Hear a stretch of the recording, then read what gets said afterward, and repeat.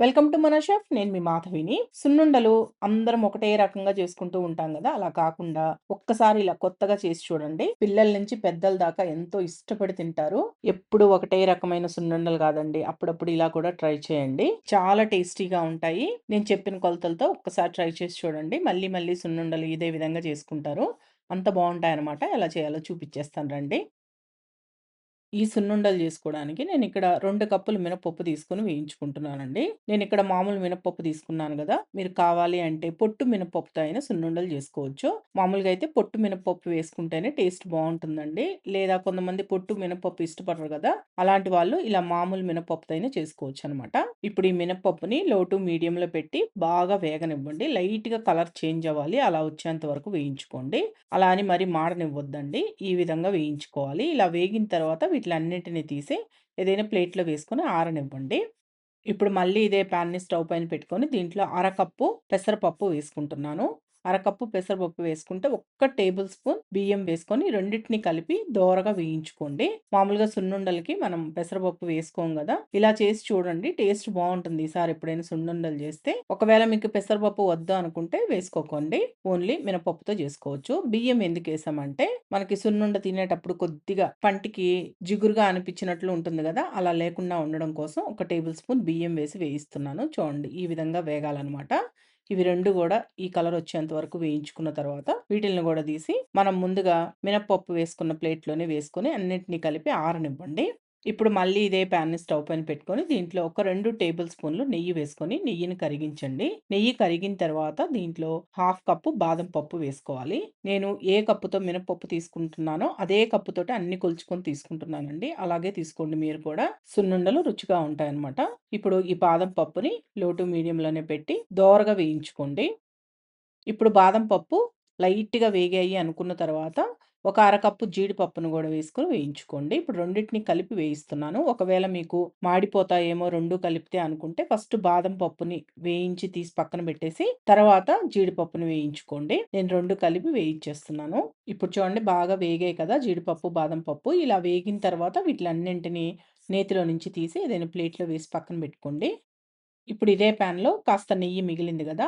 ఇదే నేతిలో ముప్పావు కప్పు లేదా ఒక కప్పు దాకా నెయ్యి వేసుకొని కరిగించుకొని పక్కన పెట్టుకోవాలి. ఈ సున్నుండలకి అంటే నేను తీసుకున్న క్వాంటిటీకి సుమారుగా ముప్పావు కప్పు నుంచి ఒక కప్పు దాకా నెయ్యి పడుతుందండి. అందుకని ముప్పావు కప్పు నేతిని ఇదే ప్యాన్‌లో వేసుకొని కరిగించేసి పక్కన పెట్టేసుకోండి.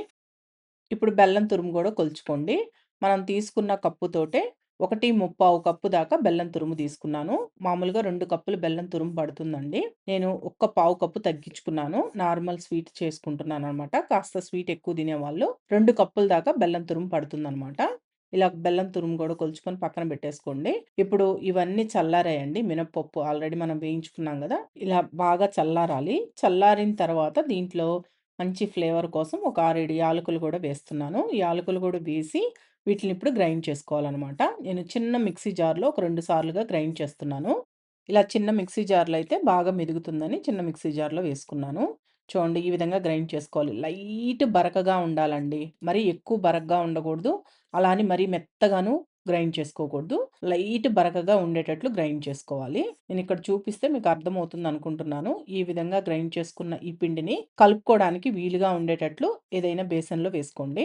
సేమ్ ఇదే విధంగా మిగిలిన మినపప్పును గూడా ఈ విధంగా గ్రైండ్ చేసుకొని అదే బేసన్‌లో వేసుకోండి. మీరు ఎక్కువ క్వాంటిటీలో చేసుకునే పనైతే మిక్సీకి పట్టడం కష్టంగా ఉంటుంది గాబట్టి మిల్లుకిచ్చి పట్టించుకోండి. ఇప్పుడు మళ్ళీ ఇదే మిక్సీ జార్‌లో మనం ముందుగా వేయించి పెట్టుకున్న బాదం పప్పు, జీడిపప్పుని వేసుకొని మరీ మెత్తటి పౌడర్ లాగా కాకుండా లైట్ బరకగా వచ్చేటట్లు గ్రైండ్ చేసుకోవాలి. ఒక 5, 6 సార్లు పల్స్ ఇస్తే మీకు ఈ విధంగా పొడి పొడిగా వచ్చేస్తుందండి. ఇలా గ్రైండ్ చేసుకున్న ఈ డ్రై ఫ్రూట్స్ మిశ్రమాన్ని గూడా ఈ మినపప్పు పిండిలోనే వేసుకొని, ఈ మినపప్పు పిండిని కొద్దిగా తీసి మళ్ళీ ఇదే మిక్సీ జార్‌లో వేసుకోండి. ఎందుకంటే మనం బెల్లం గ్రైండ్ చేసుకోవాలండి. బెల్లం డైరెక్ట్‌గా మిక్సీ జార్‌లో వేసి గ్రైండ్ చేస్తే బ్లేడ్‌లకి అంటుకుపోతుంది. అందుకని కొద్దిగా పిండిని వేసుకొని గ్రైండ్ చేశామంటే అంటుకోకుండా పొడి పొడిగా చక్కగా వస్తుందనమాట. అందుకని ఈ మినపప్పు పిండిని కొద్దిగా మిక్సీ జార్‌లో వేసుకొని బెల్లం గూడా వేసుకుంటున్నాను దీంట్లోనే. ఇప్పుడు ఇవి 2 కలిపి గ్రైండ్ చేయాలి. ఇలా గ్రైండ్ చేసుకున్న ఈ బెల్లం మిశ్రమం కూడా ఈ మినపప్పు పిండిలోనే వేసుకొని మొత్తం బాగా కలిసేటట్టు కలుపుకోండి.